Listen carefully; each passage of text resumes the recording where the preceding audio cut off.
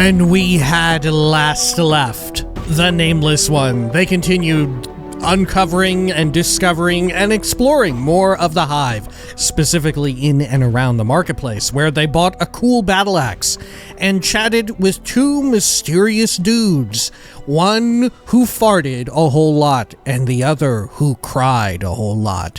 Ooh, now it was time to explore around and maybe etch a name into the monolith from before, the name of a city. This is Planescape Torment, Enhanced Edition. Welcome back. Let's head in here first. Do a quick save as well, just in case we get killed by someone. It's a Hive Dweller. I feel like the Hive Dwellers on the inside of buildings, they seem to say stuff, right? You see a pale man standing in the middle of the room. He is hunched over and doesn't look well. Greetings? I feel terrible. What happened? I am not sure, but I think a bit of rest will do me good. Can you please leave me alone? Farewell. Okay, I guess this will be illegal if I look in here. Will he be mad? Well, there's nothing in there. Okay, nothing to be mad about. All right. And another building here, I think. There's a collector, some harlots. Let's go inside this building. Another Hive Dweller. Hello? You see a woman with a worried look about her face. Greetings? I'm waiting for my husband to get back. He's been gone for a while now, and I'm getting worried. I'm sure he'll be back soon. I'm sure you're right. Oh my, look at the time. If you will excuse me, I have some work to finish up. Farewell. Okay. I'm gonna look through your stuff. Nothing that interests me. Okay, I guess this is just like set dressing. Okay, here's someone named Creeden in front of the Office of Vermin and Disease Control. I don't think I've spoken with them. Have I? Creeden? The foul-looking man is quick to notice he's caught your attention. In moments, he's upon you, hawking his wares. He carries a long wooden pole. Dozens of skinned and cooked rats dangle from it. As he speaks, he gestures to them with a broad, filth-encrusted hand, smiling a yellowed, snaggle-toothed grin all the while. Oi, Cutter! How you doing there? What sort of delicious ratsies is you interested in this fine day? Examine the ratsies. I'd rather eat offal. Or fowl. Offal? I don't know what that is. What sort of ratsies did you have for sale? None today. I did have a question for you, though. I'll examine them. Each rat has been skinned and gutted, their feet and tails removed. They dangle from the pole by hooks punched through their necks. Ugh. As you examined, I feel like I would just hang them by their tails, you know? I'd keep the tail on, and when someone buys one, if they don't want the tail, you just chop it from the tail. Right? You just get like a big old scissor and you chop the tail. You scissor the tail right off. As you examine the various manners in which they've been prepared, you realize their heads are slightly misshapen. A bulbous knot of bone protrudes from each cranium. Oh, they're cranium rats, covered in whorls that give it the appearance of brain tissue. Those are strange-looking rats. I'll take one. I'm not eating any of this garbage. Those are strange-looking rats. Ah, you've got a keen eye there, Cutter. All I sell is brain vermin, I do. I'm sure you'll find they've got a much richer flavor than your usual rat. Quite nice, really. He proffers them to you once more, waving the pole before your face, enticingly. The rats sway to and fro, hooked like tiny sides of beef. Brain vermin. I'll try one. Disgusting. I'd sooner eat offal than any of that filth. Is it poop? What is awful? Interesting, I had a question for you. Brain vermin? I Cutter, brain vermin. Foul creatures they are. Now, your normal rats, they just eat stored goods and multiply. Spread disease and all that. A nuisance, really, no more. Your cranium rat, though. Brain vermin. What I go after. They're just trouble. When you get more than a handful of the little pikers together, they start to get smart on you. Sometimes real smart. They become more intelligent? Sure as I'm standing here before you, they do. If I run across any more than 20 of them, I'd flee from a case like that. He snaps to emphasize the point. I would. You get that many of them in a pack, why, they get as smart as a man, they do. Go on. Here's my best advice for you, Cutter. If you're bent on catching brain vermin, stick to small packs, a dozen or so at most. But I'll tell you. He steps close, his breath fetid in your face, and speaks in a hushed tone. You run into more than that, more than a couple dozen. You run like you're in the shadow of the lady. He backs away from you again. Why? What is there to fear? The lady? Why, what is there to fear? Sorcery, Cutter, sorcery. You gets enough of those little fiends in a space. They gain all sorts of odd powers. Make a basher's brain pour out his ears, they will. Downright frightening. It's just wrong, I tell you. That's why Siggle's so eager to be rid of 'em. The bounty and all. Siggle? Hey, Siggle, the cage. What were you looking to know, Cutter? Why do you call it the cage? He shakes his head and laughs, causing the dead vermin on his rat pole to wiggle about. You see, Cutter, it's on account of all the doors. Some folk call Siggle the city of doors. Magical doors they are, and everywhere too. They lead to anywhere. And I mean anywhere. But here's a trick of it all. They're all locked.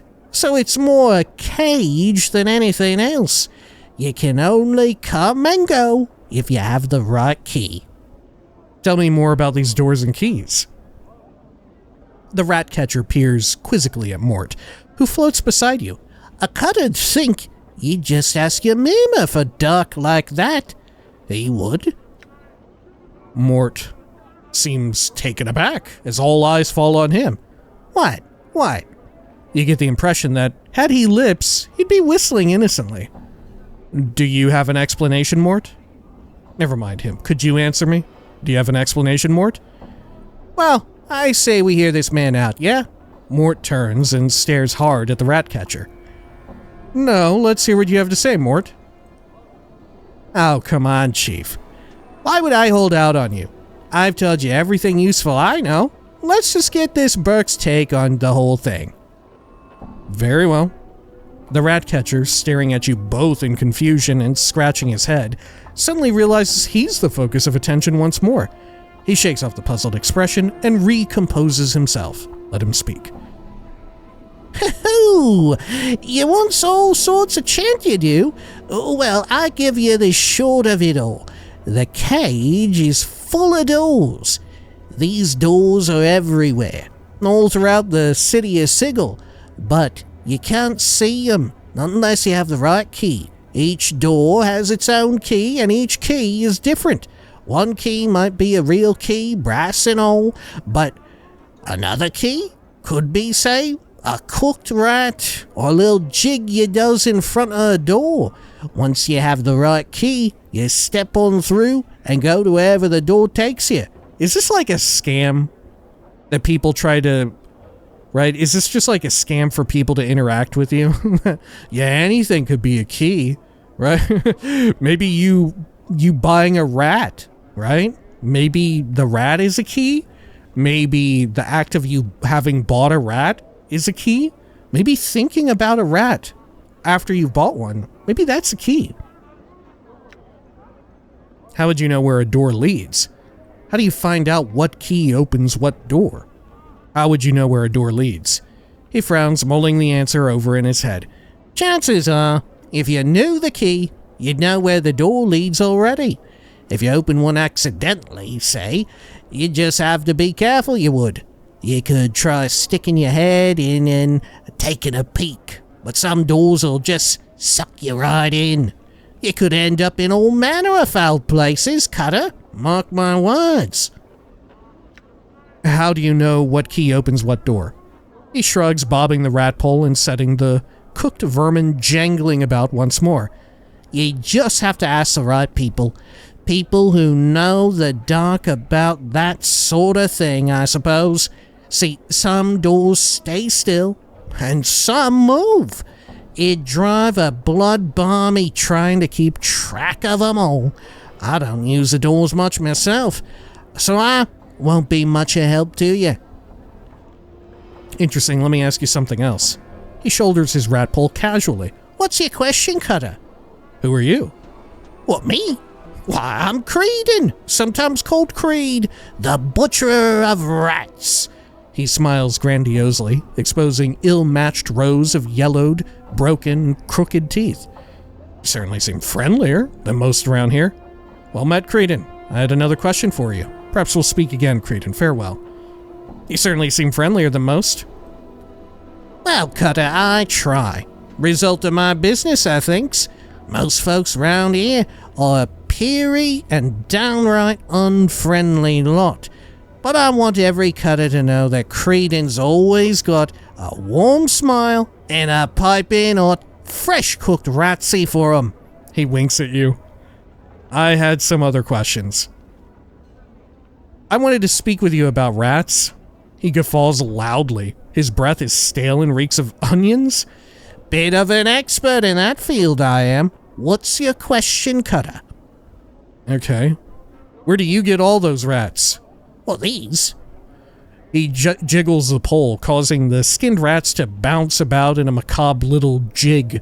I catch 'em myself, I do. In cellars and alleyways about the Hive. I see. Tell me about this hive. My very own home and place of business. What were you looking to find out, Cutter? Do you know why it's called the Hive? The rat catcher scratches at his chin, his fingers leaving oily smudges behind. This is like one of the few things I don't know. Number of stories about that there are, as I understand it. There's a cluster of buildings somewhere, a tangled mess of shacks and ruins that serves as a gathering ground of sorts. It was called the Hive, and so that's where these slums, this old ward, takes their name from. A gathering ground? For whom? The man's friendly demeanor turns into a scowl. Troublemakers, Cutter. Even if you could find the place, I'd recommend you stay away from there, I would. That's all I'd say about it. He wipes his nose with a sense of finality. The scowl now gone. Understand what's of interest around here. I'm not sure what you're interested in, Cutter. Let me know and mayhap old Creeden can point you in the right direction. Looking for work? Not much work in the Hive, really. Most folks just busy themselves with getting food and staying alive. You could gather debtors like the collectors, or you could hunt brain vermin for a bounty. People pay for dead rats? That's right, Cutter. There's a buck in the Office of Vermin and Disease Control, named a Lort, who pays a bounty on 'em. A copper a head. Tail, it is, eh? But they gotta be brain vermin, they do. Not just ordinary rats. Tell me more about Lort. His name's Phineas. Phineas Lort. Think he was some sort of high-up, he was. Put down by his rivals and stuck here in the arse end of Sigil. The buck sits in there alone all the night and day, it seems, waiting for folk to bring in tales and paying 'em the bounty. You know the best part? Poor sod must be allergic to rats, 'cause he's always got a huge rash going. Ho ho! Powers be praised I ain't that fella. Sorry, became a little like gangstery, New York gangstery from the 50s. Put down? Any idea why that would happen? Sigil? Any idea why he would be put down? Well, he's right chatty, he is. He'll rattle his brain box for hours on just how smart he is and the like. Mayhap that's got something to do with it. He shrugs. Another question? Okay. What is that building there behind you? He tosses a glance over his shoulder. That's the Office of Vermin and Disease Control, Cutter. I sell my rat tails there for jink, then cook the little blighters up and sell them. Someone pays for the tails of those rats? I had other questions. We know about the payment for the rats. Can you tell me about Sigil? Aye, Sigil, the cage. What were you looking to know, Cutter? Where is this place exactly? Heh, where isn't it, Cutter? Since Sigil touches everywhere, and I do mean that, I do, there's really no place it ain't. Not sure if it really does exist somewhere in the typical sense of the word. In one place, I mean. Most bloods will tell you it lies in the Outlands, though. The Outlands. Aye, Cutter, that's right. It's a so-called center of the plains where Sigil lies. Here's my trouble with that now. If you're in Sigil, you can't get out without using a magical door. There's no normal way to get out of the place and into the Outlands. Go on. Doors? Go on. Right. And if you're outside of Sigil, in the Outlands now, you can't walk into Sigil. There's just this endless spire of rock poking up through the clouds from the center of the Outlands that Sigil's supposed to spin around on top of. What? Okay. Continue. He nods. Now tell me, Cutter, if you can't just walk out of Sigil into the Outlands, or out of the Outlands and into Sigil, who's to say it physically exists anywhere, really? He nods sagely, pleased with his little quandary. I mean, he should be pleased. I think Sigil's spread out across all the plains, both everywhere and nowhere at once. Perhaps I had some other questions. Can you tell me about the Hive?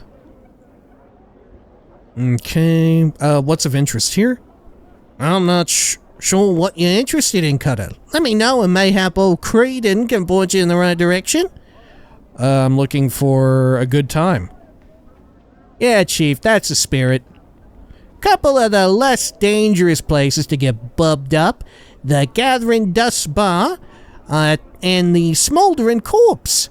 Couldn't really recommend anywhere else to you, Cutter. Okay. Dangerous? He thinks for a moment before giving his answer. Well, Cutter, you see, things aren't so good here. Life is hard, it is. It's a desperate place full of desperate people. I'll just say that some folk will do whatever it takes to get by, they will, without much regard for the burks around them. Easy to get lost in, the Hive it is. Okay. People get lost? Dead, Chief. Dead. Okay. Another question. Do I have any others? Oh, can you tell me about the Lady of Pain? Aye, the mistress of Sigil. I don't talk about the lady, Cutter, and you shouldn't go asking about her neither. It'll bring ill luck on you, it will. He makes a semicircular sign over his chest. Semicircular sign. People keep doing this over their chest and heart. Let me ask you about something else then. Do you know someone named Farad? He looks a bit surprised. Farad? Why'd a Cutter be looking for a man like that? It's a long story. I just need to find him. He's the head of a pack of collectors. He is. Moves about all the time, probably to avoid trouble. Calls someplace in Ragpicker Square is most his case is most likely. He's a right crafty fella, that Farad. A Cutter'd best watch himself around that fellow. Okay. What do you think of the collectors? He nods. A buck can gather corpses and haul them to the mortuary. The dustman will pay him a copper a debtor, I believe. Collectors do this for a living, usually looting the newly dead, as well as selling their corpses, I hear. He lowers his voice and scans his surroundings quickly. That some of them help a buck get lost, if you know what I means. Wicked folk they are. Okay. Interesting. I had a question about something else. I would like one of those rats you have there. Good, Cutter, good. What sort would you like? He points to each in turn with a grimy fingernail. I got 'em baked, spiced, boiled, and charred. All fresh, all scrumptious, and only 3 coppers for 2. Baked, spiced, boiled, charred. Scrumptious, doubtful. Who'd eat such refuse? On second thought, none for me. I had a question, though. I mean, it's either... Right, we need to dial up the flavor because it's like a shit dead-ass rat. Right, so it's probably either gotta be spiced or charred. Let's go with spiced. You hand over your coppers and, in one swift motion, he runs a pair of spiced rats through with a wooden skewer, unhooks them, and places them in your hand. He winks at you. Enjoy, Cutter. Toss it down in disgust. Oh, I can't keep it for later. Okay, I will eat it right now. The rat meat is aromatic and quite spicy, apparently marinated in some sort of herbal mixture before being cooked. It is a bit greasy and rather rich, tasting of some other meat you're sure you've had before. The man looks at you expectantly. Did you like it? Would you like another? I don't know. This guy's accent has been slowly changing the more I keep doing his voice. Okay, yeah, I'll have another. It was alright. Good, Cutter, good. What sort would you like? He points to each in turn with a grimy fingernail. Alright. Shit, I guess just like before, I'm just gonna eat all of them. How about baked? You hand over your coppers, and in one swift motion, he runs... Okay, he skewers them and winks at you. Enjoy. I will eat it. The rat's flesh is tender... Which one did I just get? Baked? Yeah. The rat's flesh is tender and moist. It comes off the bone easily and melts in your mouth. It is slightly greasy and rather rich, tasting of some other sort of meat you're sure you've had before. The man looks at you expectantly. Did you like it? Would you like another? Sure, I'll have another. What if eating one of these rats jogs my memory? Okay, how about a boiled one? You hand over your coppers, and in one swift motion, he runs a pair of boiled rats through with a wooden skewer. Alright, I will eat it. The rat meat prepared this way is rather bland and rubbery. Yeah. I think boiling most foods is like, unless it's a soup or like a boiled egg, it's gonna be pretty shit. I mean, even then, like, I guess a boiled egg, right? It's kind of mediocre unless you put like pepper or salt or something on it, you know? It tastes faintly of some other meat you're sure you've had before.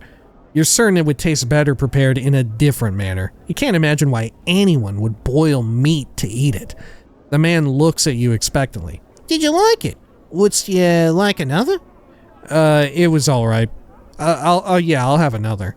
The charred one. Okay.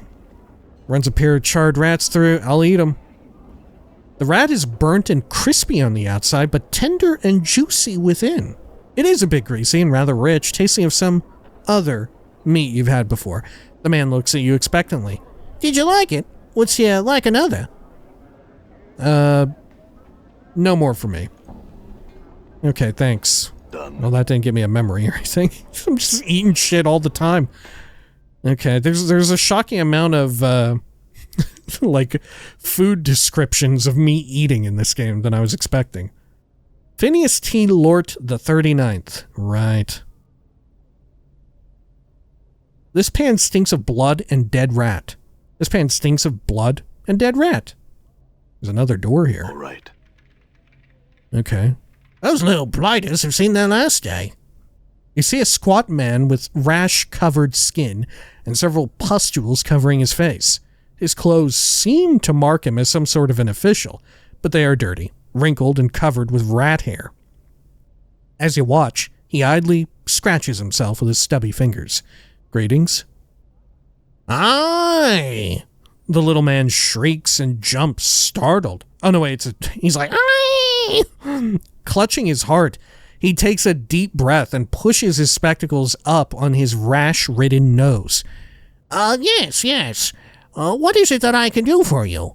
He scratches his nose and looks you up and down, studying your scars. I have little to nothing in the till, so if you have come to plunder the premises, the locale is ill chosen. I'm not here to plunder the premises. Who are you? Little to nothing in the till, huh? Well, why don't you just give me some what you have and then we'll part as friends? Farewell. I'm not here to plunder the premises. Who are you?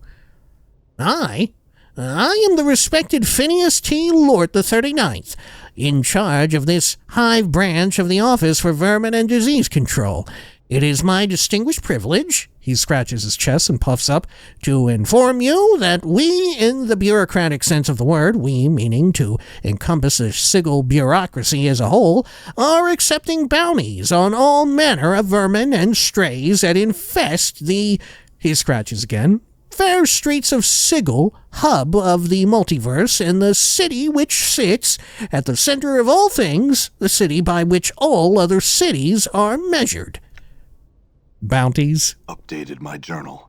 Yes. We, in the bureaucratic sense of the word, we meaning, to encompass the Sigil bureaucracy as a whole, are accepting tangible proof of the eradication of brain vermin, a.k.a. cranium rats, from the Hive area where they have clustered quite thickly for the past many years, as a recent census of the vermin population has shown. I'm empowered by the Sigillian bureaucracy to pay a bounty of, he puffs up dramatically, 1 copper common per cranium rat delivered to my branch office. Cranium rat? Cranium rats are a species of vermin that become more intelligent the more of them are in close proximity to each other. One cranium rat alone is but a nuisance that chews at boards and burrows into food. But 5, 10, or more, and their intelligence grows until it surpasses even the intelligence of one such as myself. Scratches, then sniffs disdainfully. I imagine that 2 or 3 cranium rats might be enough to outwit you, sir. Another comment like that and you'll be wearing your ass as a hat. How many cranium rats are in Sigil? I've heard enough. Farewell. Fuck you. Yeah, another comment like that and you'll be wearing your ass as a hat. Phineas blinks. Your appearance seems to sink in at last. I withdraw my most inappropriate comment, especially in light of the recent assertion of dominance and physical superiority in this social situation. How many cranium rats are in Sigil? More than enough to last a bounty hunter a lifetime. Perhaps several. I had some other questions. What is that? And your questions would be?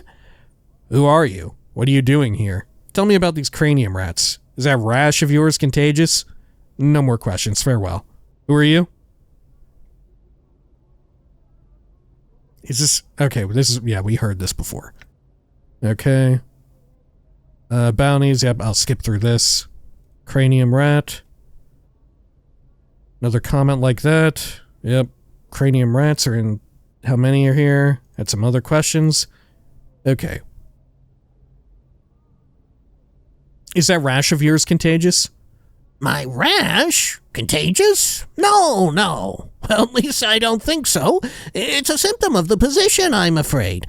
The job literally grows on you. He scratches himself again. I had some other questions. What are you doing here? Well, it is quite an epic tale, you see. I was born here in Sigil. Oh, shit.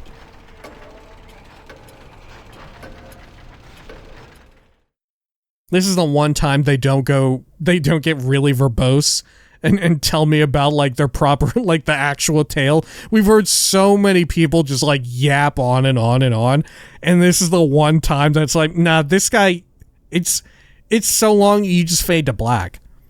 And then I realized that I had somehow offended my colleagues, for I found myself promoted to this branch office and have remained here for these past many years. He sighs, then idly scratches his nose.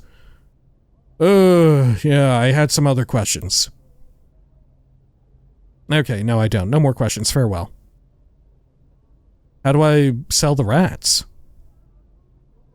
What's back here? The door is locked. You will need a key. This board has a number of rat tails pinned to it. Okay. This rusty iron monstrosity looks like it is used to measure rat bodies. I'm assuming this is illegal to look in here or take whatever's inside. Now that we know that legality exists in some form. Okay. Well, can't get back there. Where else do I have to go here? I guess nowhere, right? This monument looks similar to the one outside the mortuary. There are no identifying marks on it either. Okay. I'm gone. Well, let's go over this way. Oh, who's this? Miriam. This old woman stands silently by the wall, staring off into the distance. She seems to be unconcerned with the flow of traffic around her. She clutches a wooden pole from which dozens of small fish are dangling. Greetings? Oh, hello, sir. She squints at you for a moment, trying to discern your identity. Oh my, here I was, thinking you one of me regular customers. She proffers her fishbowl. Tuna, sir. Mackerel. Sea cucumber. No fish, thanks. I had some We can't eat the fish? This is like the most normal thing we've been offered to eat and we can't eat it. We ate like a whole bunch of like weird and wild foods galore from different places, different worlds, different planes of existence. We ate rats, cranium rats cooked in all manner of ways, and yet I won't eat a tuna? I will stop at a mackerel? No fish, thanks. I had some questions. Oh. Her mouth presses down into a tight-lipped frown. She stares off over your shoulder. Look behind you, see what she's staring at. Can you tell me about this area? Do you know of a man named Farid? I've lost a journal somewhere. Have you come across one? I can look behind me? Okay, fuck it. You can see nothing of interest behind you. As you turn back to her, you catch her looking at you. She looks away quickly, resuming her staring off into the distance once more. What, do I look familiar to you? Goodness, no. She pauses for a moment. Yeah, you do. Have you seen me before then? I think, ye, or a man with your very likeness, sir. 'Twas so long ago. Tell me. Well, sir, you see, me sight's not so good now.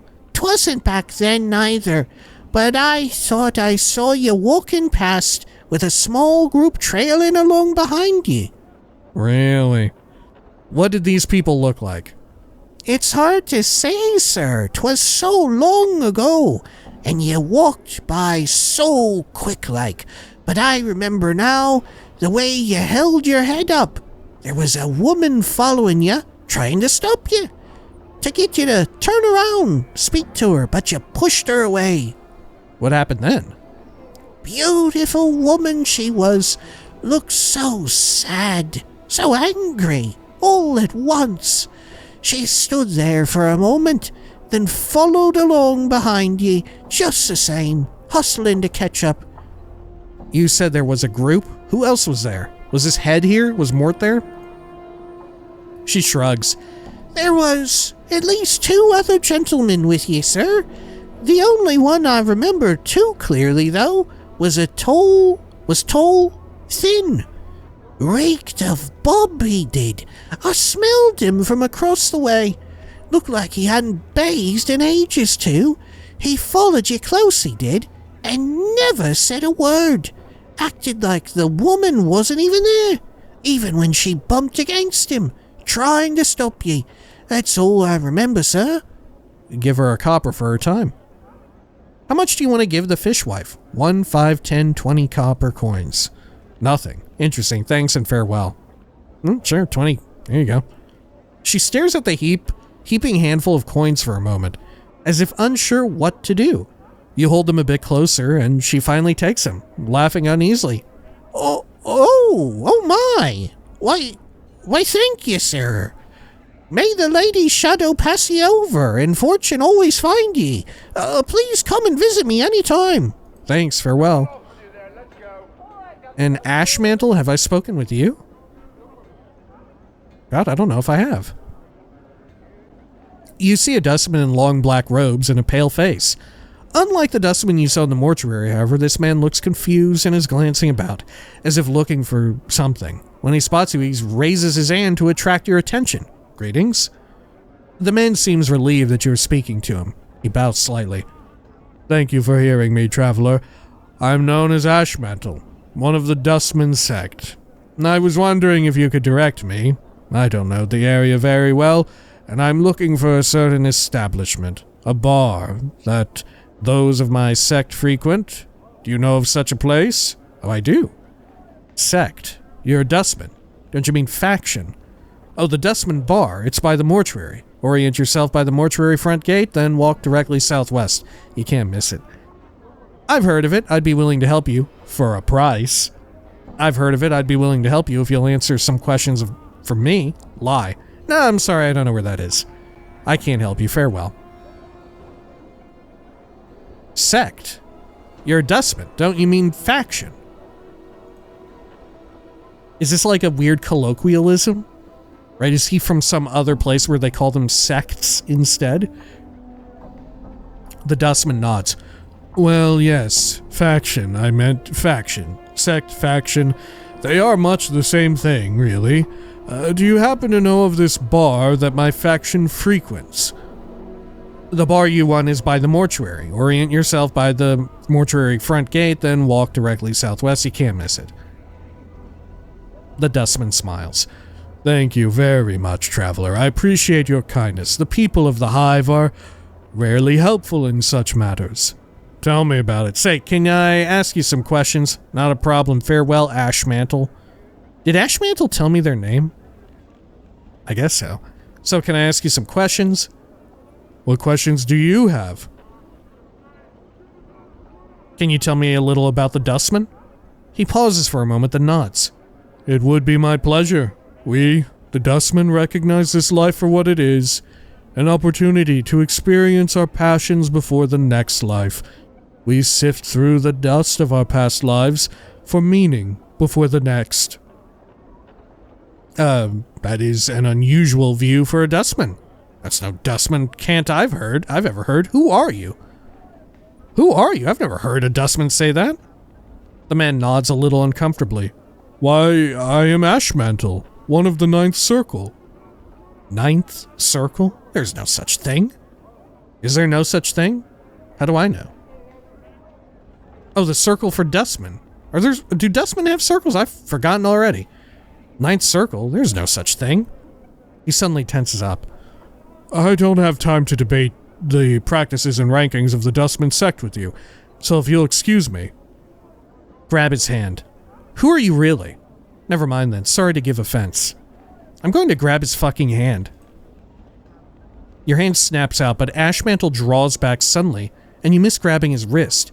You see his dustman facade crumple, and with a frightened look, he runs off. Damn it.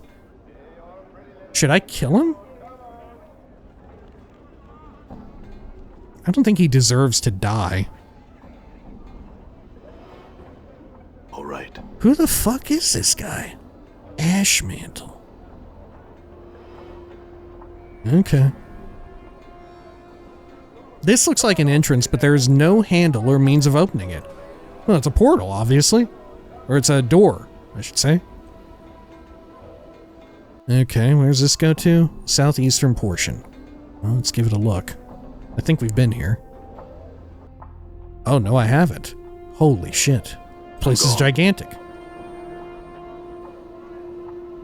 Does most of the game take place here? In Sigil, in the Hive? This is like our, what do you call it? Our, Martinez. Hey, we're being watched, Chief. Just look natural. Casual. Who is watching us? The Collector? Damsel in distress. You see a pretty young woman. Her hair is in disarray and the bodice of her dress is torn. She looks about in desperation and then notices you. Greetings. She runs up to you and grabs your arm. You notice the front of her dress is stained with blood. Help me, Cutter. Please. They're killing my sister. She begins to tug on your arm. Who? I'll take you. I'll help you. Take me to her. Who? She looks around wildly. This drunken man who followed us from one of the taverns. We thought he meant no harm. Please, Cutter, there's no more time. Help us. Wait. First you said they were killing your sister, and now you say he is killing her. Which is it? Why did he attack her? I'll help you. Take me to her. I don't have time for this. Is this a scam? Is she going to kill me?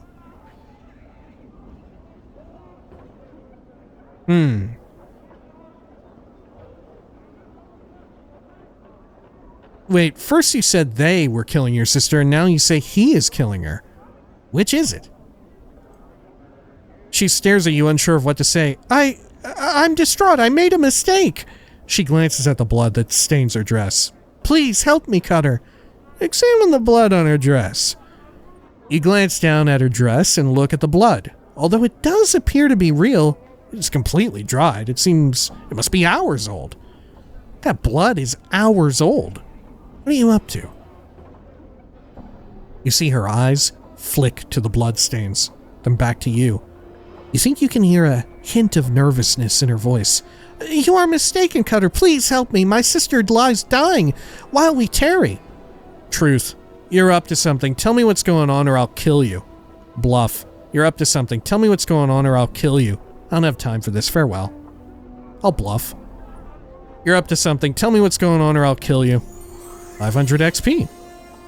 She looks into your eyes and then glances at the scars that cover your body. She swallows nervously and you see her pale before your eyes. I'm supposed to lure people into an alley nearby. They're waiting there to take your jink. She looks at you apprehensively. Let me give you some advice. Get out of here and don't come back. Let me give you some advice. She gazes at you in silence and nods her head. Don't pick someone like me as your mark. Choose some drunken fop who looks like he's never seen a battle in his life. Never mind, farewell. Do I want to help her out? Do I want to help her? No, never mind, farewell. Oh, there she goes. Like, think of the poor drunken fops. The ash-covered tree looks like it has suffered greatly since being transplanted here. Mourns-for-Trees. Yeah, he's mourning for that tree. You see a tired-looking, sorrowful old man who is gazing at the ash-dead tree in front of him. He's mumbling to himself and tapping his chin, as if trying to figure something out. Occasionally, he shakes his head, sadly. Greetings? He seems momentarily startled as you interrupt his train of thought. He speaks in a calm, unhurried tone, but one full of sadness. Oh, greetings to you too, friend. How's this day find you? It finds me well. Finds me miserable. Doesn't matter. Never mind that for now. I had some questions. I guess it finds me miserable. Some lady tried to rob me. He seems to become even more downhearted. That's too bad, friend. Sorry to hear that. Hope your fortune improves. He seems about to turn back to the tree. And how's this day find you? He shrugs slightly and proffers a bit of a smile.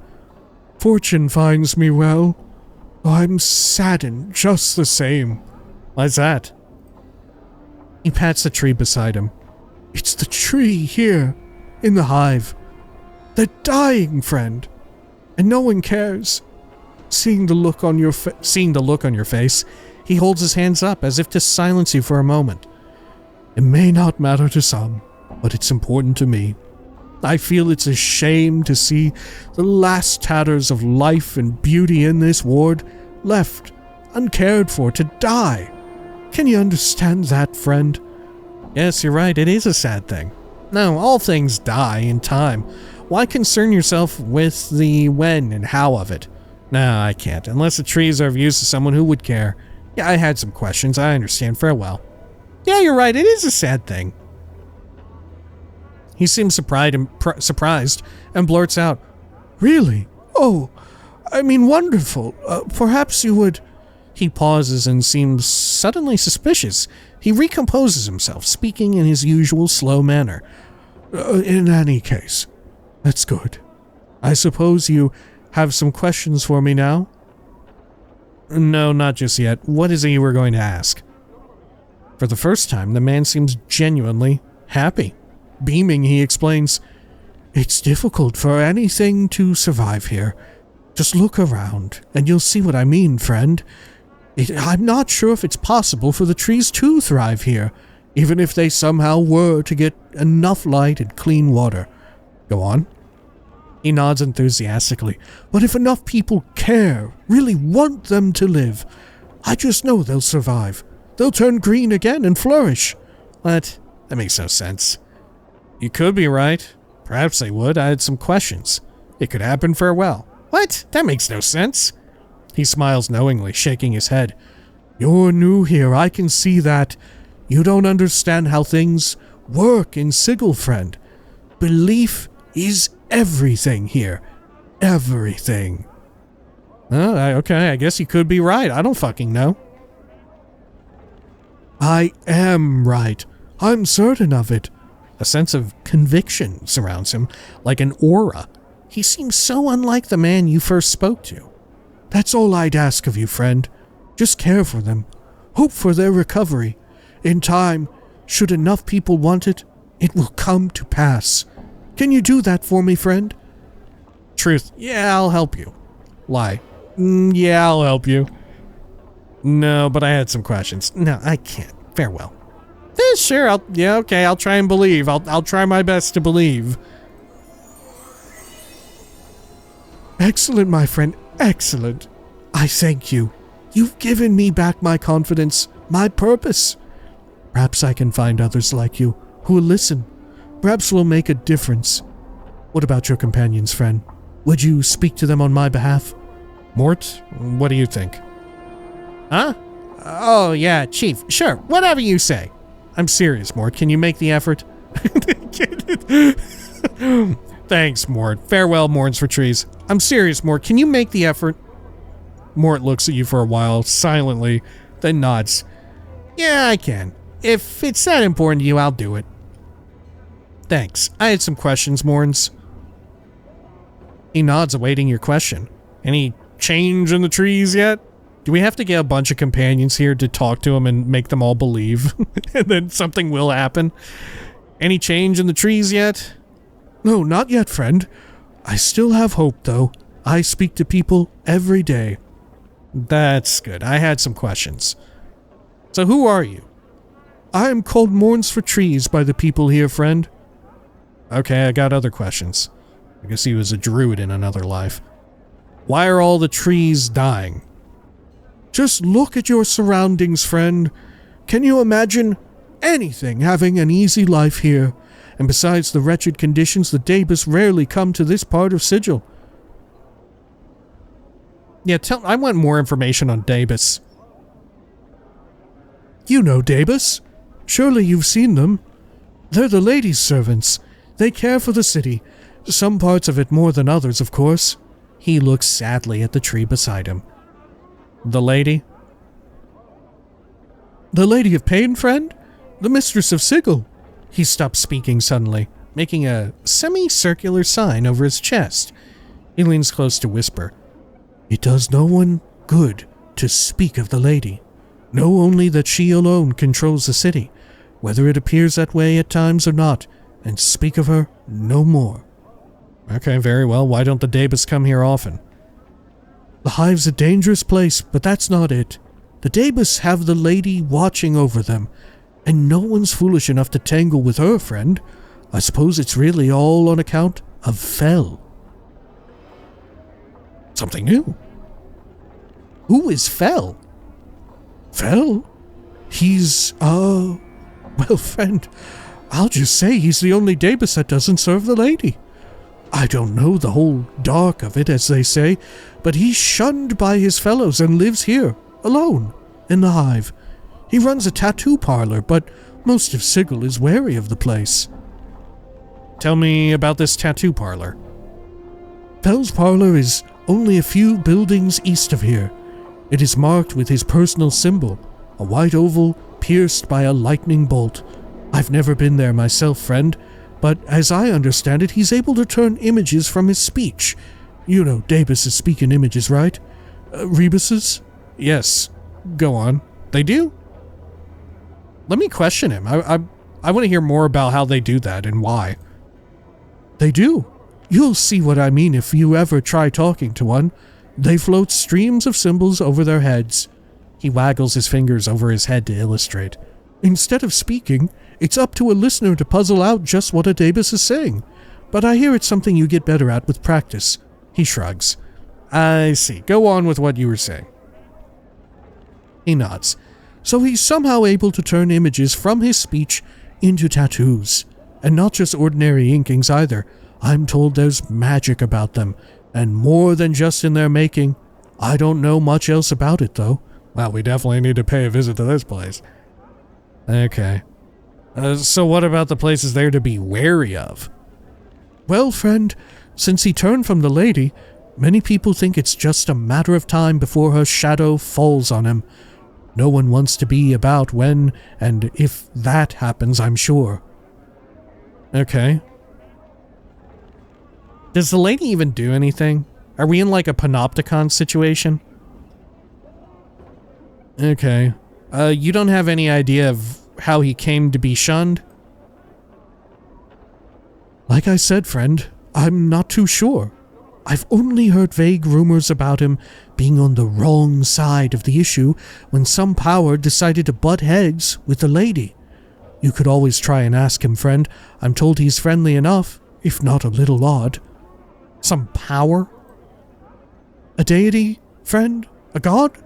Normally the lady has no problems with the likes of them, as she keeps their lot out of Sigil entirely. His name, was Eoskar, but I don't know much else about the affair. His name was. The man nods gravely. As I understand it, the lady destroyed him. I wouldn't forget that, if you were ever to consider messing about with her or her servants. Okay. So, what's there to be wary about?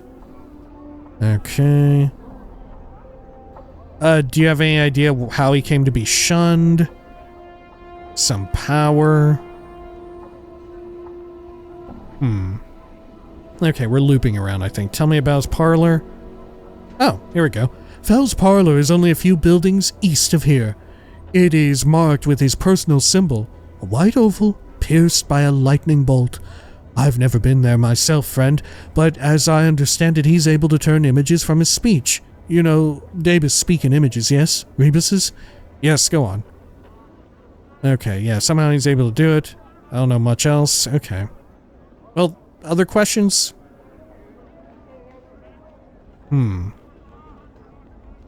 What can you tell me about this place? It's the worst Sigil has to offer, friend. Not much else to say about it. He smiles sadly. What if I was looking for work? In the Hive? Unless you're a thief, I doubt you'll find any. You could always gather corpses and haul them to the mortuary gates, if you're that desperate. I hear the dustmen pay a pittance for them there in an effort to keep the Hive streets and alleyways from becoming even more foul. Where could I go to enjoy myself? Well, friend, it takes a certain sort to find anything of amusement in a place like this. I'd look for entertainment in another ward, if I were you. Safer. What's dangerous? Here? Everything, friend. Everything. Well, maybe not me. Okay. Other questions? Can you tell me about Farad? Sorry, friend, when I first came here, I spoke to many people, but I don't remember anyone by that name. Okay, that'll do.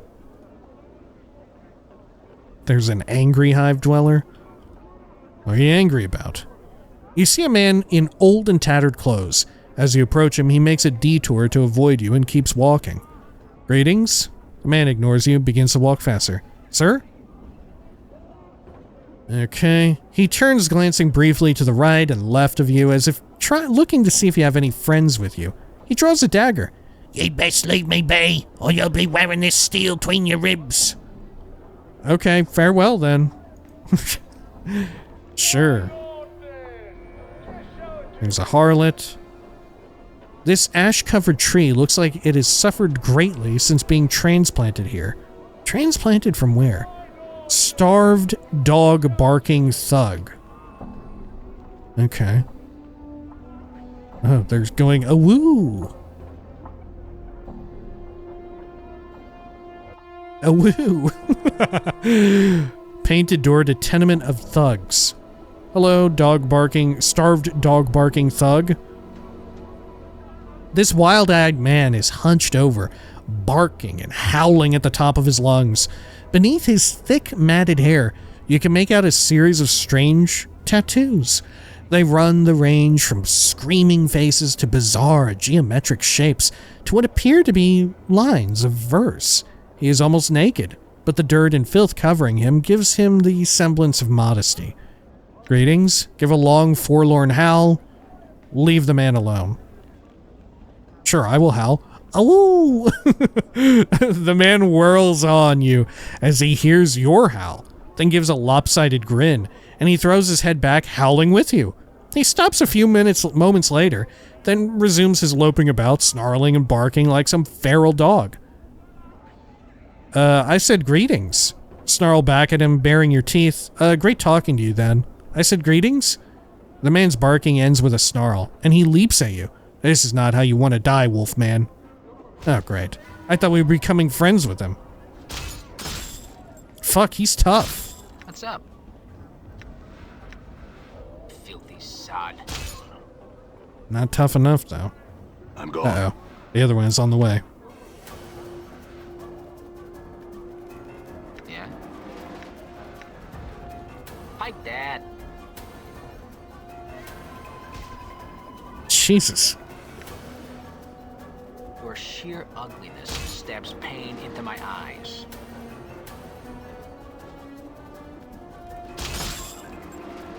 Good. Is that another one right there? No, that's a harlot. Good as done. That's some money. All right. Oh, shit. There's another one. Hey, there's July. Don't I need a July for something? These barrels are probably here to catch rainwater. The only thing that fills them is dust. Okay, where did July go? A white oval with a black lightning bolt through it is inscribed on the keystone of the entrance to this building. Oddly enough, this grillwork appears to have been grown, not forged. Really? Barking Wilder. A woo!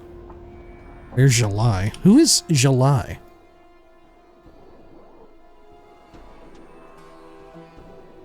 Oh my gosh. Dude, my search is fucked up. Okay. There we go. Craddock's missing one of his workers, a drunkard by the name of July. He said he's most likely wandering around on the street outside the smoldering corpse bar.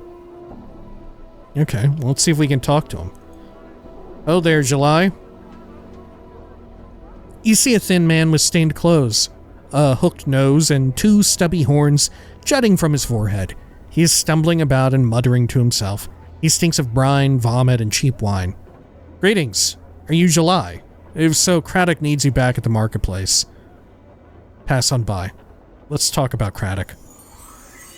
250 XP. Craddock. The man's eyes widen. Craddock, me Genry's boss. Well, you can tell him this. He can bike off, and that he's a filthy dog. A cur of the lowest sort, and July's not a-working for him anymore. He jabs you with his finger. Tell him that. I'll tell him from a distance. Farewell. I'll tell him farewell, July. Okay. Well, that went well. All right. Let's see. There's the tattoo parlor, painted tenement. And this is probably the bar. Okay. Well, I think we'll call it here for now. When next we return, maybe we'll speak with Barking Wilder. And, oh, shit. The Hive thugs have... Okay, well, we're not leaving just yet. Okay. Huh? Oh, you alley-bred I'm hurt. dog. Jeez and Pete, dude. Done. Your sheer ugliness stabs pain into my eyes. What? Okay, Mort, can you get all of them on you? All right. You blathering idiot. Oh my god, there are more on the way. What's up, Chief? Okay. You blathering I'm idiot. gone. Okay, look, who's this? Starved dog barking thug. Fuck's sake. What's the word, There are Chief? so many powerful dudes out here. She has the personality of a patch of razor vine and twice as ugly. Okay. Can you taunt this high-powered one? She has the personality of a patch of razor vine and twice as ugly. Done. Yeah? Her face is just begging to be kicked. Sure, why not? Okay.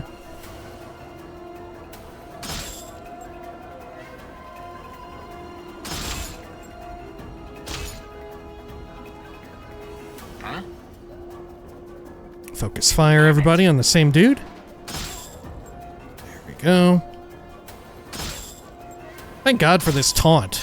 And Mort being, like, highly resistant to damage.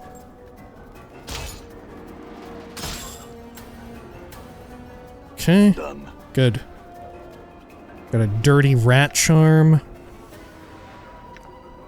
More of them. Bronze ring. Another one. Here, I'm gonna give these rat charms to Mort. Whew. Okay. Well, as I was saying, when next we return, maybe we'll speak with Barking Wilder and we'll head into the tattoo parlor, huh? And then, of course, we need to eventually loop back and talk to, what's her name, about July, Craddock, right? Back at the marketplace. All right. Until next time, please take care of each other.